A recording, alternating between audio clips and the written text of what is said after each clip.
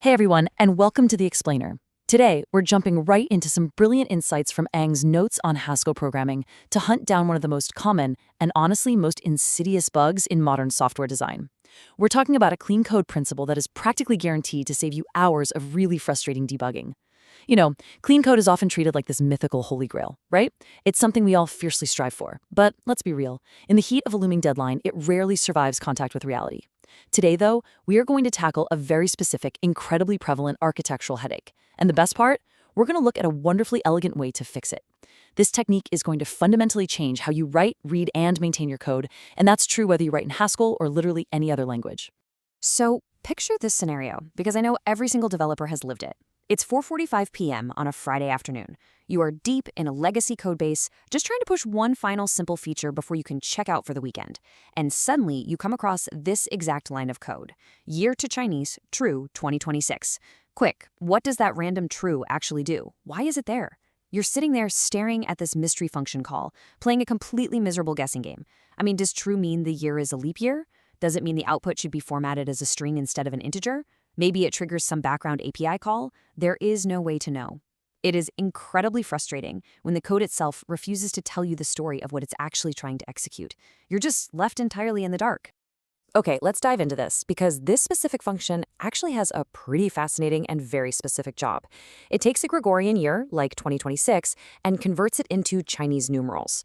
But here's the catch. There are two very distinct ways to write those numerals. First, you have the standard simplified text, which is what you just use in everyday writing. And then you have the formal financial text. This formal version is intentionally complex. It uses these intricate strokes specifically designed to prevent forgery and fraud on sensitive bank documents and contracts. It's an absolutely critical distinction. So, looking back at the original code, the developer basically just used a basic true or false switch to pick which of these stylistic renditions the function should output. And that brings us to a recognized, deeply problematic architectural flaw. This isn't just a tiny typo or a matter of, stylistic preference. It is a well-known code smell called boolean-blindness.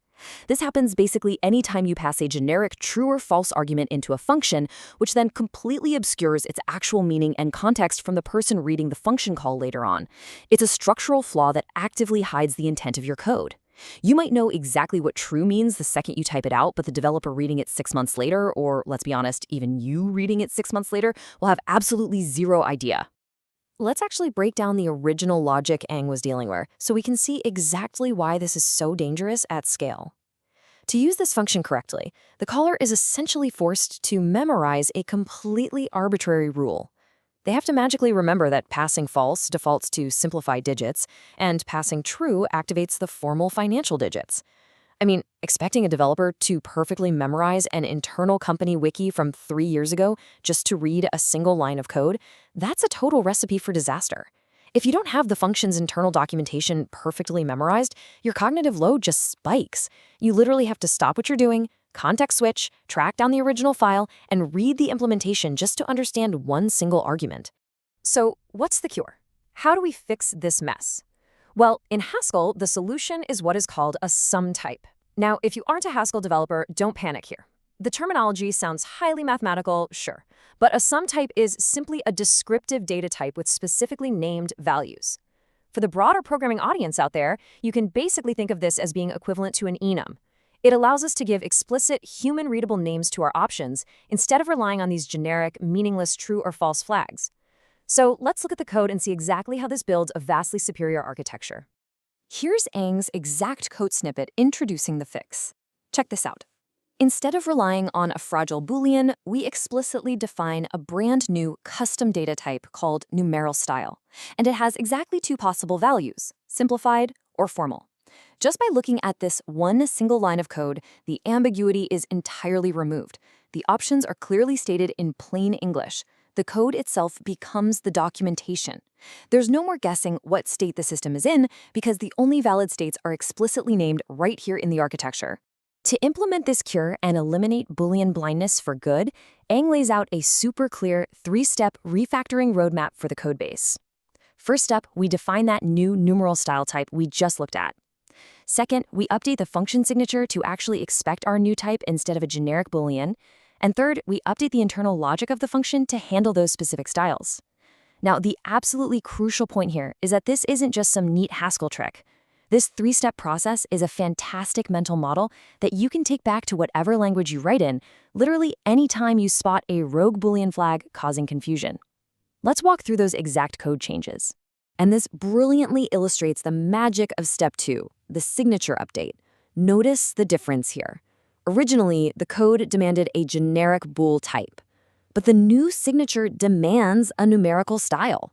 That new signature instantly tells you exactly what kind of argument it expects. You don't need to guess what a Boolean flag controls anymore. And better yet, the compiler is now doing the heavy lifting for you. If you accidentally try to pass something else, the type system itself will catch the error before you ever even go to production. The type system is actively documenting the function's requirements for you. It's awesome. Moving right along to step 3, we shift the internal logic. Originally, we had this very rigid binary if is formal Boolean check. But by replacing it with our sum type, we get this incredibly clean, highly descriptive case switch based on our new style variable. This doesn't just make the code way cleaner to read right now, it actually makes it incredibly extensible for the future. Think about it. What if the business requirements suddenly change and we need to support a localized slang version of the numerals? Or maybe some historical dynasty format?